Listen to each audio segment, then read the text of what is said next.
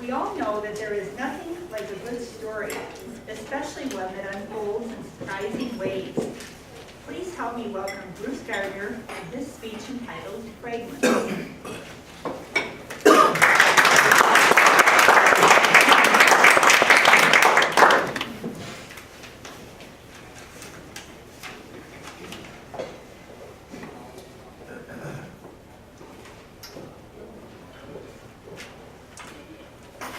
It was dark, very dark, and quiet. In the dark, memories were welling up inside of me. Memories of people, places, and things.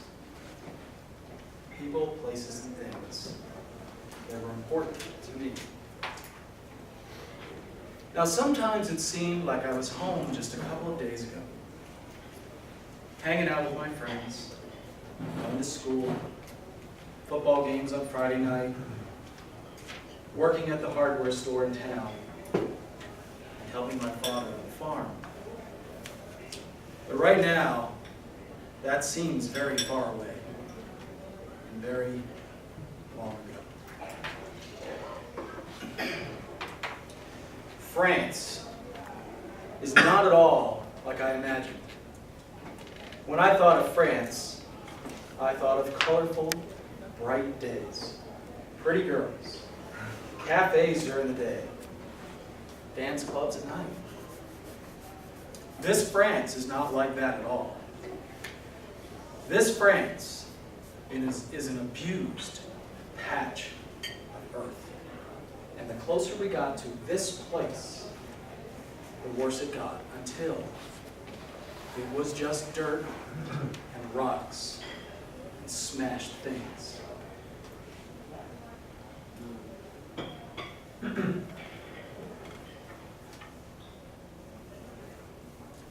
In the dark, I can see the wall of earth in front of me that makes up the trench that we all live in.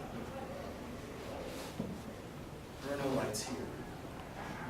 It's too dangerous. A little while ago, the captain had been by, and he told us that tonight we would go. And he told us how lucky we were because the last couple of charges had softened up the Hun, and they were ready to break. We were going to get the glory of breaking through the line and starting the process of the end of the war. And that's what it would take for all of us to go home again. I look to my right, I look to my left, and I see all the men that I've trained with for months for just this moment. These are good men, men that I would do anything for, and they would do anything for me.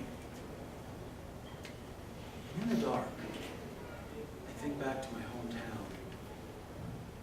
It's a spring day. Trees are leafed out. Flowers are in bloom. It's a very pretty place. Suddenly, the whistle rips through the night, and it brings me back to this place. And I take a deep breath, and I reach down, and I grab my gun, and I climb the ladder up into no man's land. A great roar rises from the earth as hundreds of other men do the same thing. And we take off in a run across no man's land to the enemy's lines. That line is only a couple of 100 yards away. We will be there in a minute or less. We're in open ground now, and I see the wreckage from past charges. I see men down. I see broken equipment, and I run faster. Down into a crater and up out the other side. Someone on my right goes down with a yelp. Someone on my left, the same. As I run, little pieces of memories come into my head, just fragments really. 3rd grade, 5th grade, a girl that smiled at me on the playground once, my mother's face, my little brother, his big ears, how they stuck out. Down into another crater, up the other side. We're getting close now. I can see movement behind the lines. I hear them talking to themselves in German. Now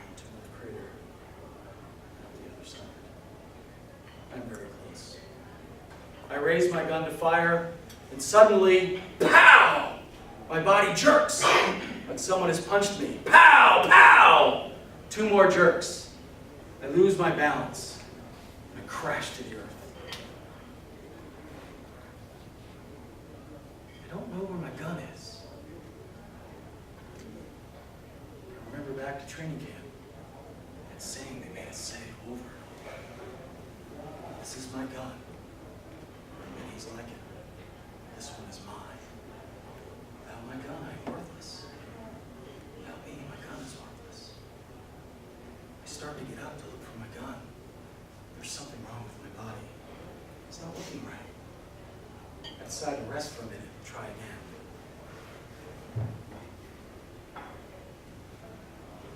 I lay there in the night. I hear the sounds of war. Machine guns. Dum, dum, dum, dum, dum, dum. Men yelling and screaming. I travel back to my hometown again. It's the day I'm leaving. I'm on the train platform. My mother's there. She's crying. The men are grasping my hand really tightly, looking into my eyes and telling me, "Be safe, come back." Suddenly, I am cold. It seems so odd, because I was running so hard just a minute ago. Then, it's dark. It's very dark.